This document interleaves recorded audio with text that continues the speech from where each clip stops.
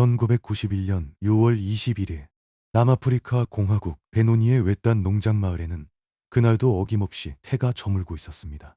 겨울이 막 시작되던 무렵이었고 농장의 공기는 차갑고 고요했으며 멀리서는 들개 짖는 소리가 간간이 들려올 뿐이었습니다. 이 평범해 보이는 농장 안에서 15살 소녀 테로는 그날 밤 자신의 인생이 두 동강이 날 거라는 걸 단 한순간도 짐작하지 못하고 있었습니다. 그저 평소처럼 학교를 다녀와 자기 방에서 책을 읽거나 발레 동작을 연습하던 그런 평범한 사춘기 소녀였을 뿐이었으니까요. 하지만 이 농장의 평온함에는 사실 아주 오래된 균열이 자리 잡고 있었습니다. 테론의 아버지 찰스 테론은 한때 성실한 도로 건설업자였고 한 가정의 가장이었으며 어린 딸을 무릎에 앉히고 노래를 불러주던 따뜻한 남자였다고 합니다. 그러나 세월이 흐르면서 그 다정했던 남자는 술이라는 깊고 어두운 늪에 빠져들기 시작했습니다. 어느 순간부터 아침 해가 뜰 때부터 다음날 새벽까지 술 없이는 단 하루도 견디지 못하는 사람이 되어 있었습니다. 테론의 어머니 게르다 테론은 매일같이 술에 취해 들어오는 남편을 견뎌내야 했고 어린 딸이 그 모습을 보지 않도록 방패가 되어 주어야 했으며 가끔은 새벽까지 이어지는 고함과 욕설 속에서 홀로 부엌 식탁에 앉아 눈물을 삼켜야 했습니다. 테로는 매일 밤이 전쟁이었으며 그 전쟁이 너무 일상적이어서 그게 비정상이라는 것조차 한참 동안 깨닫지 못했다고 고백한 적이 있습니다. 어린 테론에게 집이란 무슨 일이 일어날지 모르는 불안에 떨며 깨어나는 곳이었습니다. 그런 환경 속에서 어머니 품에 꼭 안겨 아버지의 술 주정이 끝나기만을 기다리며 15살이 될 때까지 그 시간을 묵묵히 버텨냈습니다. 그리고 운명의 그날 밤이 찾아옵니다. 1991년 6월 21일 밤 테론이 15살이 되던 해였습니다. 테론의 아버지는 그날도 술에 취해 있었고 평소보다 훨씬 더 심하게 정신을 잃을 정도로 만취한 상태로 차를 몰고 집으로 돌아왔습니다. 테론과 어머니 게르다는 침실에 함께 있었습니다. 두 사람은 아버지가 또 무슨 사고를 칠지 몰라 본능적으로 침실에 숨을 죽이고 있었던 것이지요. 그런데 술에 취한 아버지는 알 수 없는 분노에 휩싸여 있었습니다. 그는 집 안으로 들어와 거실을 휘젓고 다녔고 아내와 딸의 이름을 부르며 욕설을 퍼부었으며 총을 들고 두 사람이 숨어있는 침실 문 앞에 멈춰 섰습니다. 남아프리카 공화국의 농장에서는 들짐승으로부터 가축을 지키기 위해 거의 모든 집이 총을 보유하고 있었거든요. 그런데 그날 밤 그 총구는 짐승이 아니라 자신의 아내와 어린 딸을 향하고 있었습니다. 그는 침실 문 앞에서 고함을 지르며 너희 둘 다 죽여버리겠다고 외쳤다고 합니다. 그리고 만취한 아버지가 총을 들고 침실 문을 부수려 했습니다. 테론과 어머니는 몸으로 문을 막아섰지만 이때 아버지는 문을 향해 미친 듯이 총을 쏘기 시작했죠. 다행스럽게도 그 총알들은 모녀를 비껴갔습니다. 이 순간 침실 안에 있던 어머니 게르다의 심정을 한번 헤아려 보십시오. 자신은 죽을지라도 어린 딸이 술에 취한 남편의 손에 죽는 모습은 어머니로서 결코 볼 수 없는 광경이었던 것입니다. 어머니 게르다는 그 짧은 순간 인생에서 가장 무거운 결단을 내립니다. 딸을 지켜야만 했던 어머니는 침대 옆에 있는 총을 꺼내들었고 금고에서 다른 무기를 꺼내려던 남편을 향해 방아쇠를 당겼습니다. 총성은 다시 한번 농장의 밤하늘을 갈랐고 문 너머에서 무언가 무겁게 쓰러지는 소리가 들렸으며 그리고는 모든 것이 거짓말처럼 조용해졌습니다. 침실 안에는 두 모녀가 서로를 부둥켜 안은 채 숨소리조차 내지 못하고 떨고 있었고 침실 밖에는 한 남자의 시신이 차갑게 식어가고 있었습니다. 15살 소녀 테론이 어머니의 품에 안겨 무엇을 보았고 무엇을 들었으며 그 어린 가슴에 어떤 상처가 새겨졌을지 생각하면 정말 충격적입니다. 경찰은 즉시 농장으로 출동했고 어머니 게르다는 자신이 남편을 쏘았다는 사실을 떨리는 목소리로 그대로 진술했습니다.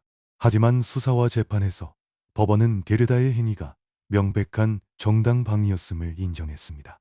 만취한 남편이 먼저 총을 쏘았고 어머니는 자신과 어린 딸의 생명을 지키기 위해 어쩔 수 없이 반격했다는 그 모든 정황이 명백했기 때문이죠.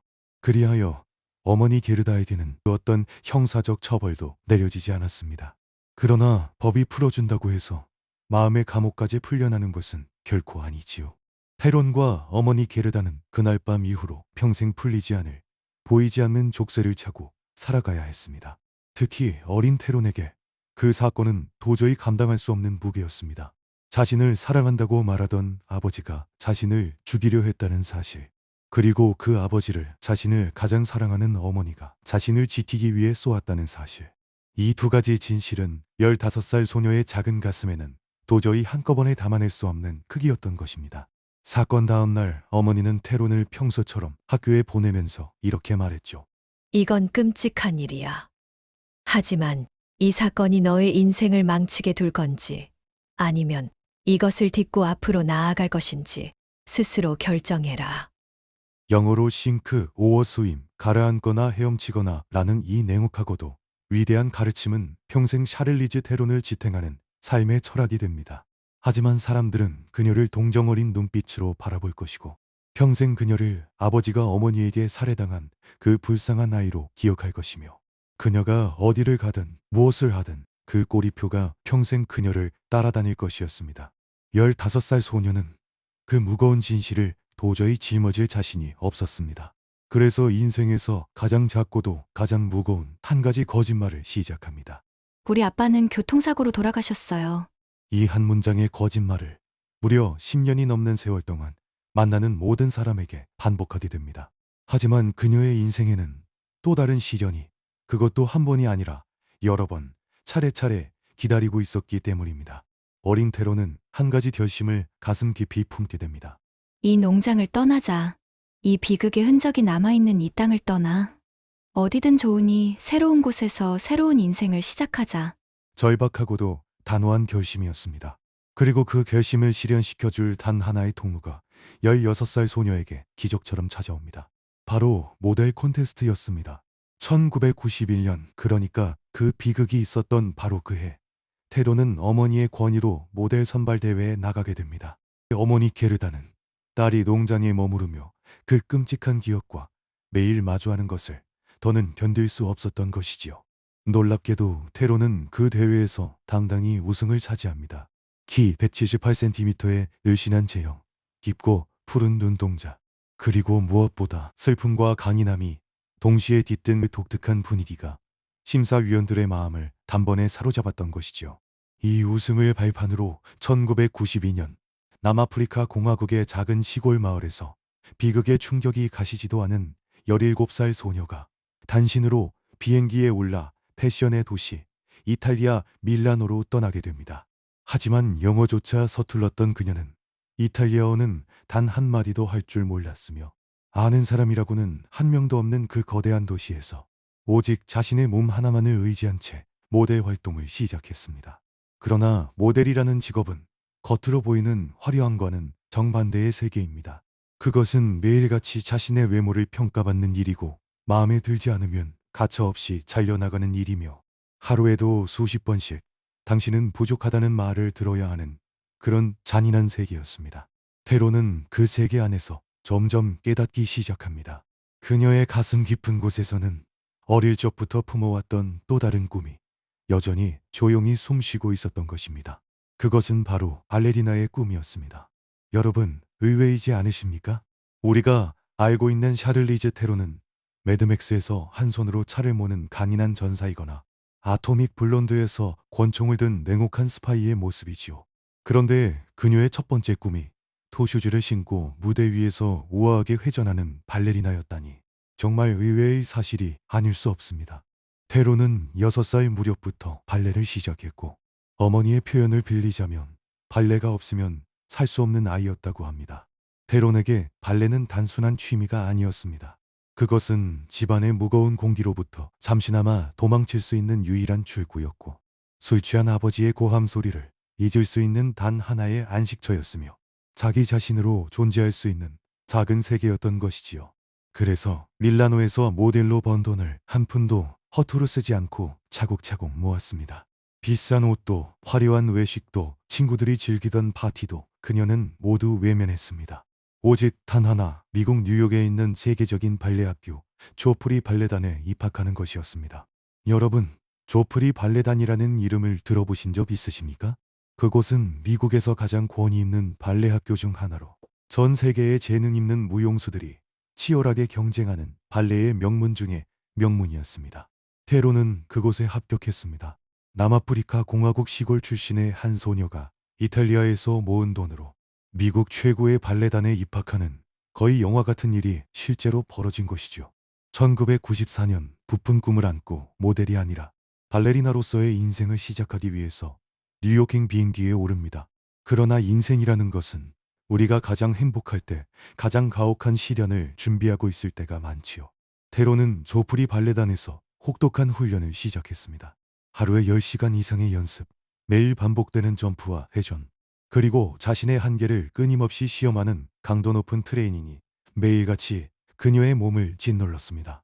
특히 무릎과 발목, 그리고 허리에 가해지는 부담은 일반인은 상상조차 하기 어려운 수준이지요. 뉴욕에서의 훈련 강도는 페론이 남아프리카에서 배우던 것과는 차원이 달랐습니다. 그녀의 작은 무릎은 매일같이 비명을 지르고 있었지만 그 통증을 무시하고 계속 점프했고 회전했으며 자신의 몸을 던졌습니다. 그러나 인간의 몸은 의지만으로 모든 것을 견뎌낼 수 있는 도구가 아닙니다. 어느 날 연습 도중 테로는 그동안 쌓였던 한계를 결국 넘어서고 말았습니다. 그녀의 무릎에서 무언가 툭 하고 끊어지는 소리가 났고 그 자리에 주저앉아 다시 일어나지 못했습니다. 무용수에게는 사형 선고나 다름없는 무릎 연골 손상이었습니다. 무릎 연골이라는 것은 한 번 손상되면 완전히 회복되기가 거의 불가능한 부위입니다. 특히 발레리나처럼 매일같이 무릎에 충격을 주는 직업에서는 그 손상이 곧 무용수 인생의 끝을 의미하는 경우가 대부분이죠. 테로는 부상 이후 깊고 깊은 우울증에 빠져들었습니다. 조프리 발레단을 그만두어야 했고 무엇보다 자기 자신이 누구인지조차 더 이상 알 수 없게 되어버렸습니다. 그리고 그때부터 그녀의 인생에서 가장 어둡고 가장 비참한 시간이 시작됩니다. 발레를 그만둔 그녀는 뉴욕에서 머물 곳이 없었습니다. 조프리 발레단에서 제공하던 숙소도 떠나야 했고 모델 일도 한동안 손에서 놓고 있었기 때문에 수입도 거의 없었습니다. 그녀가 겨우 구한 거처는 뉴욕의 낡은 건물 지하실이었습니다. 그곳은 정말로 사람이 살 수 있는 공간이 아니었다고 합니다.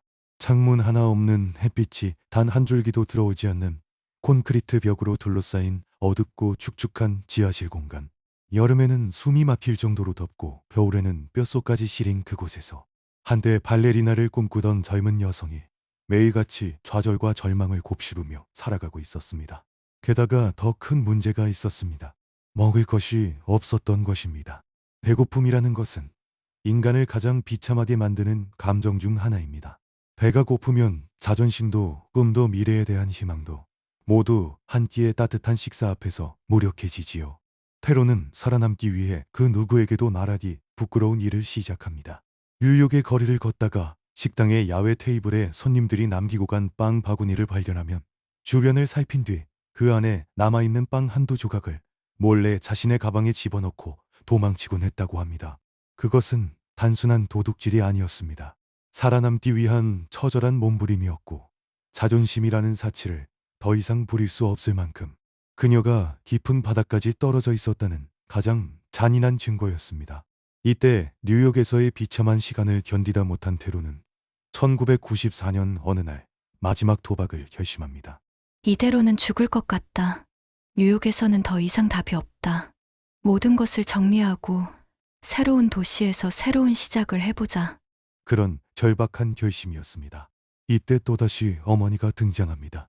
계속 슬퍼만 할 거면 남아공으로 돌아오고 아니면 다음 길을 찾아라.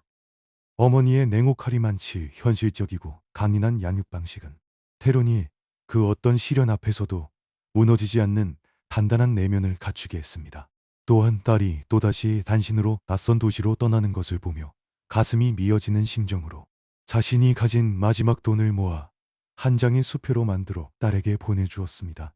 그것은 어머니가 보낸 어쩌면 마지막일지도 모르는 사랑의 수표였습니다. 테로는 그 수표를 가슴에 품고 어머니가 끊어준 로스앤젤레스행 편도 티켓 한 장을 들고 테로는 무작정 할리우드로 향합니다.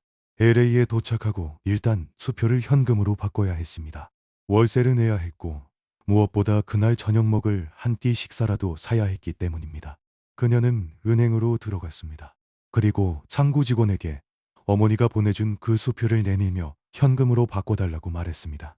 하지만 타 지역 수표라는 이유로 은행원이 환전을 거부하자 당장 쫓겨날 위기에 처했던 테로는 억눌렸던 분노와 절망을 터뜨리며 은행원에게 미친 듯이 소리를 질렀습니다. 지난 몇 년간 그녀의 가슴 안에 차곡차곡 쌓여왔던 모든 분노가 그 한 줄의 거절 앞에서 마침내 폭발하고 만 것입니다.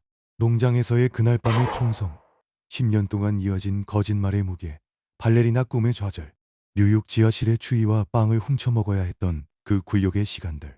그 모든 것이 은행 창구 앞에서 한꺼번에 터져나온 것이지요. 은행 안에 있던 모든 사람들이 그녀를 쳐다봤습니다.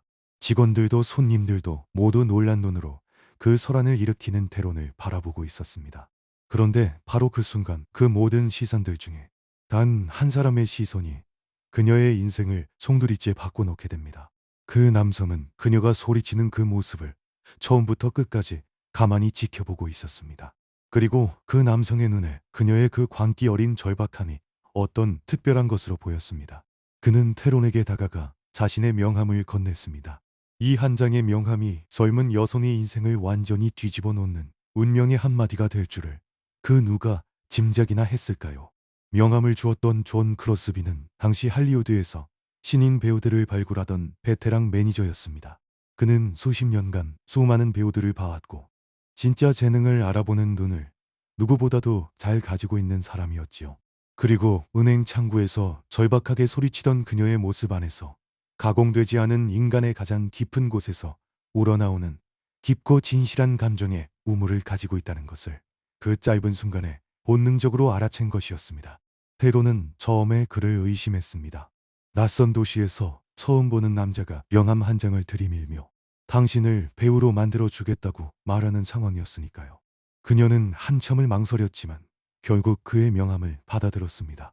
왜냐하면 그 순간 그녀에게는 그 명함 외에는 다른 어떤 선택지도 남아있지 않았기 때문입니다. 며칠 후 존 크로스비의 사무실을 찾아갔고 그는 그녀에게 몇 편의 오디션 기회를 잡아주었습니다.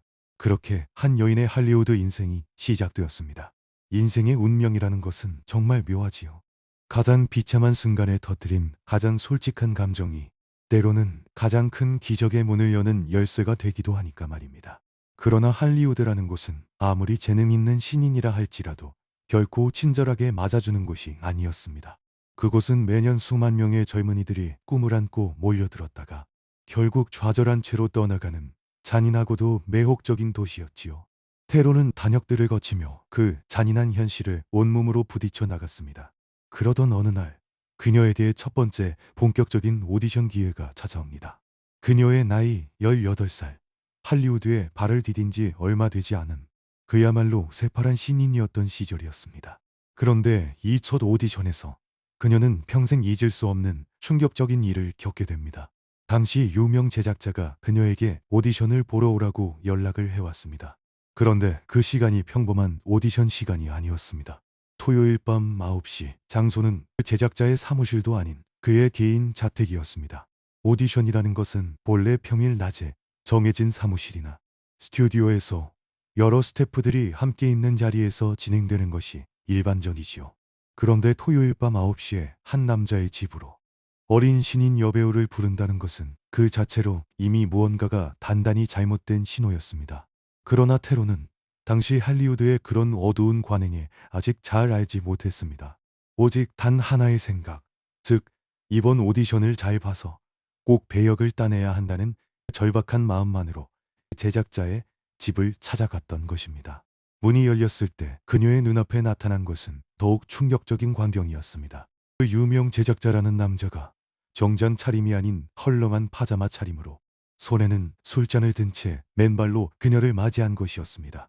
제작자는 샤를리즈를 자신의 거실 소파에 앉히고 형식적인 대화 몇 마디를 나누는 척하다가 어느 순간 그녀의 무릎 위에 자신의 손을 올려놓았습니다. 그리고 천천히 그녀의 다리를 쓰다듬기 시작한 것이었습니다. 이 순간 18살 소녀의 마음속에서 어떤 일이 벌어졌을까요? 수치심, 분노, 두려움, 그리고 동시에 이대로 도망치면 자신의 할리우드 데뷔 기회가 영영 사라질지도 모른다는 그 절망적인 계산까지. 그 모든 감정이 단 몇 초 안에 그녀의 머릿속을 휘몰아쳤을 것입니다. 그러나 샤를리즈 테론이라는 이 여인은 어린 시절부터 이미 인생의 가장 어두운 밤을 통과해온 사람이었습니다. 그녀는 망설임 없이 자리에서 벌떡 일어나 제작자의 집을 박차고 나왔습니다. 제작자가 뒤에서 무어라 소리치든 그 배역이 어떻게 되든 그녀는 단 한 번도 뒤를 돌아보지 않고 그 집을 빠져나왔습니다. 18살 가진 것 하나 없는 신인 여배우가 자신의 인생을 송두리째 바꿀 수도 있는 그 거대한 권력 앞에서 단호하게 아니다라고 돌아 나오는 것은 결코 쉬운 일이 아니었기 때문입니다. 그러나 이야기는 여기서 끝이 아닙니다. 진짜 통쾌한 반전은 바로 다음 장면에 있습니다. 그로부터 정확히 8년이 흐른 어느 날, 샤를리즈 테론은 이미 할리우드에 떠오르는 대스타가 되어 있었습니다. 그녀는 영화제 행사장에서 수많은 사람들과 인사를 나누고 있었는데 그날 그 자리에 바로 8년 전 그날 밤 파자마 차림으로 그녀의 무릎을 만졌던 그 유명 제작자가 나타났습니다. 그 남자는 여전히 할리우드의 권력자로 군림하고 있었고 그날도 자신의 영향력을 과시하며 행사장 안을 누비고 있었습니다. 그러던 그가 샤를리즈를 발견하고는 마치 처음 보는 사람처럼 환한 미소를 지으며 그녀에게 다가왔다고 합니다. 여러분은 이 뻔뻔함을 어떻게 받아들이시겠습니까? 자신이 8년 전에 무슨 짓을 했는지 까맣게 잊은 척 아니면 정말로 잊어버렸는지 테론에게 깍듯하게 인사를 건네는 그 남자의 모습을 말입니다. 그러나 테론은 8년 동안 단 한순간도 그날 밤을 잊은 적이 없었습니다. 그 남자의 인사를 받으며 차분한 목소리로 단호하게 말했다고 합니다. 기억나지 않으세요? 1994년의 어느 토요일 밤이요. 9시쯤이었죠. 당신 집이었고 당신은 파자마를 입고 계셨어요. 손에는 술잔이 있었고 제 무릎 위에 손을 올리셨죠. 저는 그 집에서 도망쳐 나왔어요. 정말 하나도 기억나지 않으세요? 이 순간 제작자의 얼굴에 핏기가 사라지고 입술이 떨리며 주변에 함께 있던 모든 사람들이 그를 쳐다보는 시선 속에서 단 한마디도 변명할 수 없었다고 합니다. 대스타가 된 테론이 8년 전의 그 어두운 밤을 그렇게 조목조목 정확한 시간과 장소까지 짚어가며 공개적인 자리에서 그를 망신주는 그 모습은 할리우드 안에서도 한동안 화제가 되었다고 합니다. 그것은 할리우드의 그늘 속에서 침묵을 강요당하던 수많은 여배우들을 대신해 그녀가 한 권력자에게 복수한 정의의 한 방이었던 것이지요. 자, 이제 그녀의 본격적인 배우 인생으로 향합니다. 1995년 공포영화 옥수수밭의 아이들 3에서 대사 없는 단역으로 영화계에 첫 발을 내디뎠습니다. 그러나 자신을 할리우드로 이끌어준 은인임에도 불구하고 존 크로스비를 해고하는 과감한 결단을 내렸습니다. 크로스비가 테론의 외모만을 부각하며 영화 스피시즈나 쇼걸에서 노출이 심한 섹시한 유혹녀 역할만 지속적으로 제안했기 때문입니다. 연기에 대한 진지한 평가는 외모 칭찬에 가려져 좀처럼 제대로 조명받지 못했던 것이지요. 단지 유명해지고 싶은 게 아니라 진짜 배우가 되고 싶었거든요. 세상이 나를 외모로만 본다면 그 외모를 내 손으로 부숴버리겠다고 다짐했습니다. 그리고 마침내 그녀에게 진짜 데뷔작이라 부를 만한 작품이 찾아옵니다. 1996년 영화 투데이즈 인 더 밸리에서 암살자 헬가 역을 맡으며 처음으로 대사가 있는 배역을 소화했으며 아름다운 외모와 함께 대중의 눈길을 끌기 시작했습니다. 1997년에는 키아누 리브스, 알파치노와 함께한 데블스 애드버킷으로 평단의 주목을 받기 시작했고 1999년에는 사이더 하우스 룰즈에서 인상적인 연기를 선보이며 본격적인 실력파 배우로 자리매김하게 됩니다. 그리고 2003년 한 작품이 그녀에게 찾아옵니다. 그것이 바로 우리가 모두 알고 있는 영화 몬스터입니다. 영화 몬스터는 미국에서 실제로 일어났던 충격적인 사건을 바탕으로 만들어진 실화입니다. 실제 인물 에일린 워너스는 어린 시절부터 끔찍한 학대 속에서 자랐고 거리에서 매춘을 하며 살아가다가 결국 7명의 남자를 살해하고 1992년 사형 선고를 받은 미국 역사상 가장 악명 높은 여성 연쇄살인범 중 한 명이었습니다. 할리우드 최고의 미녀로 불리던 한 여배우가 이런 거칠고 어두운 그리고 외모적으로도 완전히 다른 연쇄살인범의 역할을 맡겠다고 나선다는 것은 당시로서는 거의 자살 행위에 가까운 결정이었습니다. 영화 제작자들조차 처음에는 그녀를 이 역할에 캐스팅하는 것을 망설였다고 합니다. 그러나 샤를리즈는 단호했습니다. 그녀는 감독 패티 젠킨스 앞에서 이렇게 약속했다고 합니다. 저를 믿어주세요. 제가 에일린 워노스가 되겠습니다. 그 누가 보아도 저를 알아볼 수 없게 만들겠습니다. 그리고 그 약속을 지키기 위해 자신의 몸으로 할 수 있는 거의 모든 극단을 실행에 옮기기 시작했습니다. 지금부터 들려드릴 그 변신의 과정은 여러분도 듣고 계시면서 아, 정말 이 정도로까지라고 놀라실지도 모릅니다. 첫째, 그녀는 약 14kg, 그러니까 30파운드를 살찌웠습니다. 날씬한 모델 출신의 여배우가 자신의 몸을 일부러 망가뜨리며 살을 지워나간 것이죠. 둘째, 그녀의 빛나는 금발은 칙칙하고 푸석푸석한 머리카락으로 변신했습니다. 셋째, 화장은 단순히 안 한 정도가 아니었습니다.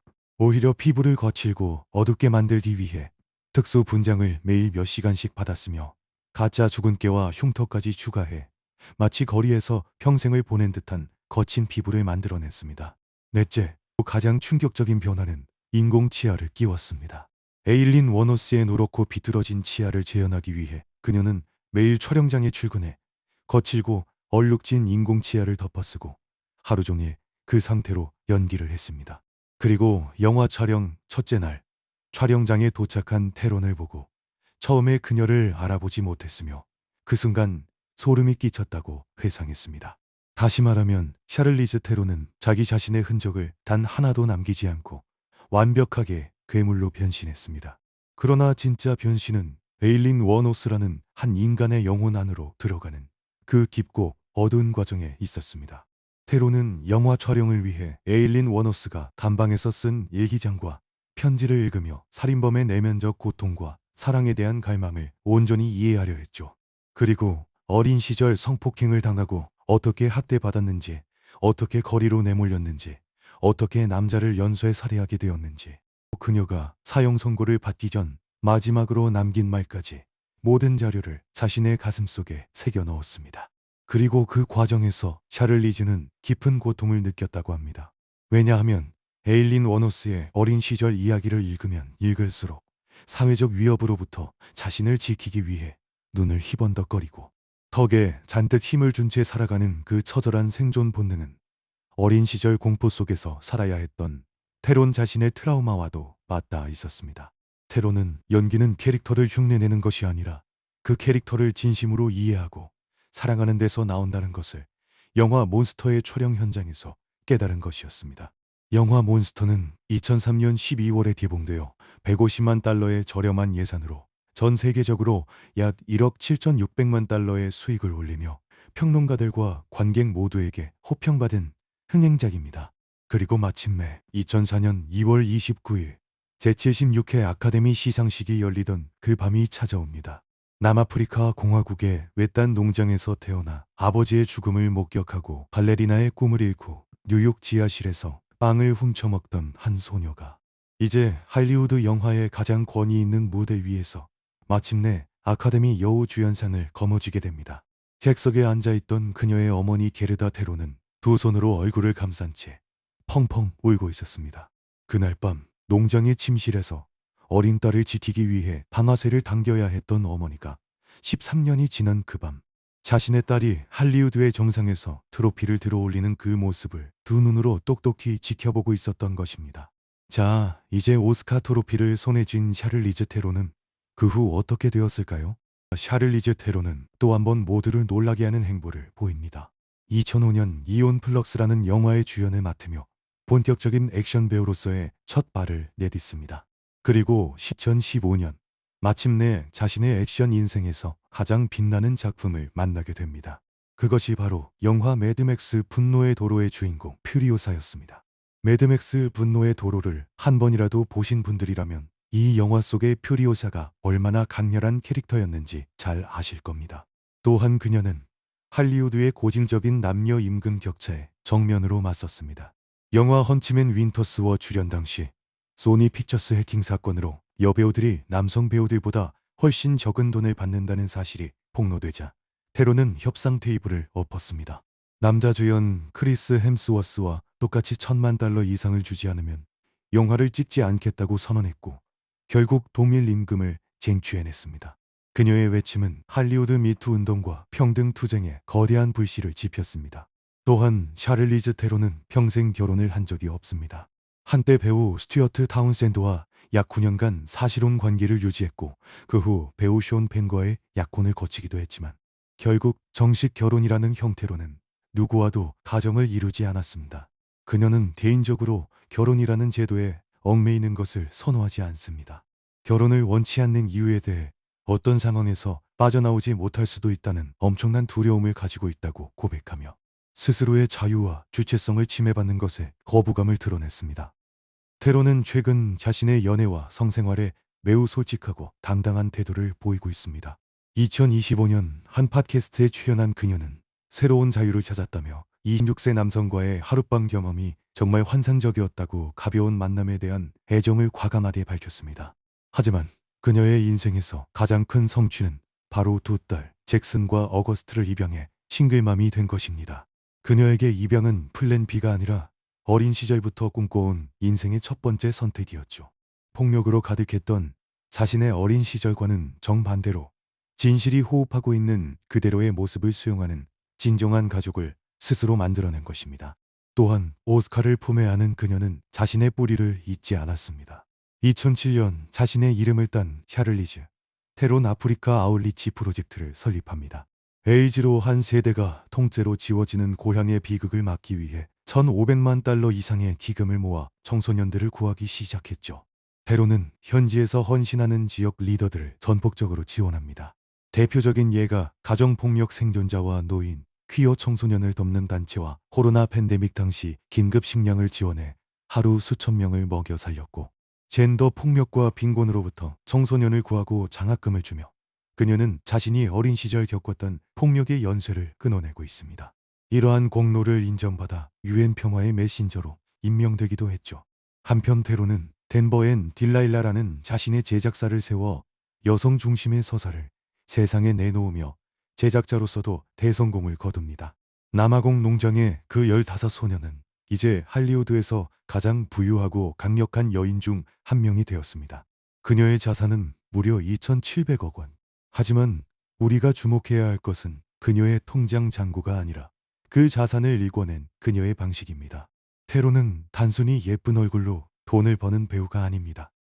출연료는 한 편당 평균 1,500만 달러에서 2,000만 달러를 유지하고 있으며 넷플릭스 등 OTT 오리지널 작품에서는 제작 지분을 포함해 더 높은 수익을 올리고 있습니다. 2026년 지금도 그녀는 멈추지 않습니다.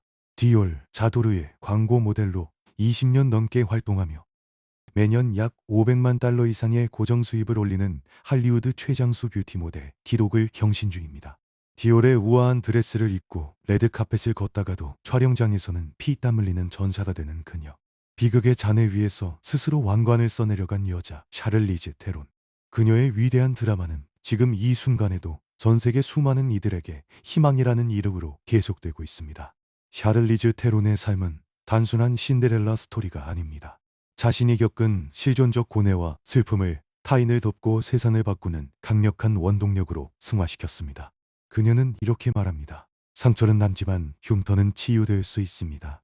지금 이 순간에도 인생의 어두운 터널을 지나고 계신 분들이 있다면 아픔이 여러분의 삶을 결정짓게 두지 마세요. 가라앉거나 헤엄치거나 선택은 결국 우리 자신에게 달려 있습니다. 오늘의 이야기가 깊은 울림이라면 구독과 좋아요 부탁드립니다. 여러분의 힘찬 내일을 응원하겠습니다.